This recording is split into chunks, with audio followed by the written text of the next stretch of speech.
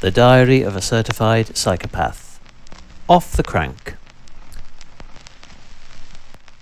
Rolling to a standstill at the junction of Upper Kingston Lane and Old Shoreham Road, I patiently awaited for its bike-loathing traffic lights to detect the presence of a mortal entity who wasn't piloting any contemporary incarnation of carbon-efficient vehicular transport propelled by at least 200 hybridized horsepower. Sadly, these tri-coloured coordinators remained resolutely scarlet, owing to their cumbersome proximity sensors being oblivious to fewer than 2 metric tons of machine-moulded metal. After what felt like the average waiting time for a mortal seeking human support from a British utility company's customer services department, a humble Ford Focus glided silently into the inductive trigger spot, inducing a green signal and sparing me the indignity of weighing anchor until dawn's first wave of overworked couriers, rogue traders, long-haul truckers, and distressed parents under pressure to smash last week's record-setting school run took to the tarmac. My deconstructed rigours throughout the remainder of this demonstrably unremarkable roller derby tallied roughly with those of every lucky winner at my neighbouring tavern's bi-monthly bingo night last Saturday. This prestigious event never fails to engender a convivial social atmosphere amidst the venue's paid-up members,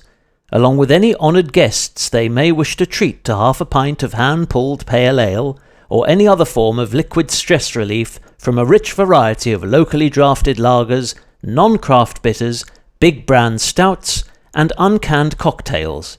all of which can be savoured alongside a traditional array of tasty bar snacks, served with a smile by friendly staff,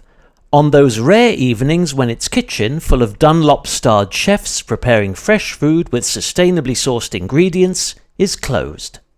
The game features cash prizes, accrued from a fund of anonymous donations, which are awarded to winning contestants with randomly numbered cards.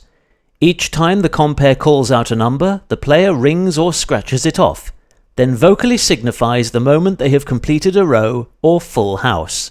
The intriguing twist in this particular game was that each monetary gift remained a mystery until after its recipient had been invited to approach the stage and collect it from the compere.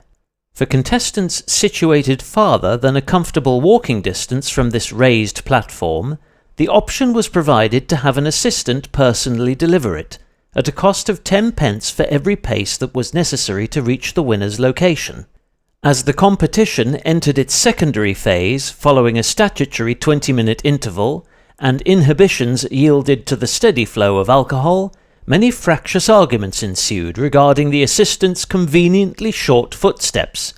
as well as the additional distance they chose to cover whilst negotiating tables, chairs and dogs that supposedly obstructed what could have been a direct route. Several low-scoring winners situated in the club's remotest corners even incurred debts, as a result of the cash carrier's step count accruing enough charges to exceed the prize's value.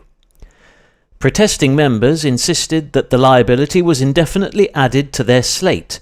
whilst one wheelchair-bound visitor, who claimed to be recovering from a hernia operation, was permitted to void their ticket and received a full refund of the £1 entry fee. I cycled home with no tax-free residuals, but managed to do so in a perfectly straight line. The polyphonic call to legs that pierced a peaceful land of Nod at clear and present British summertime on the following passably clement spring dawn, and rattled my pillow-bound head into a state of scarcely sustainable consciousness,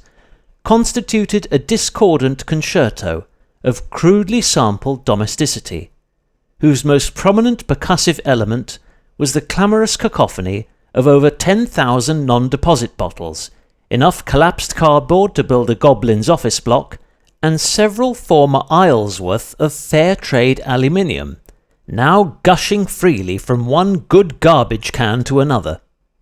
A hollow echo of last night's decadent indulgences that no doubt compounded the cortex-crushing migraines endured by all those compulsive inhibition shedders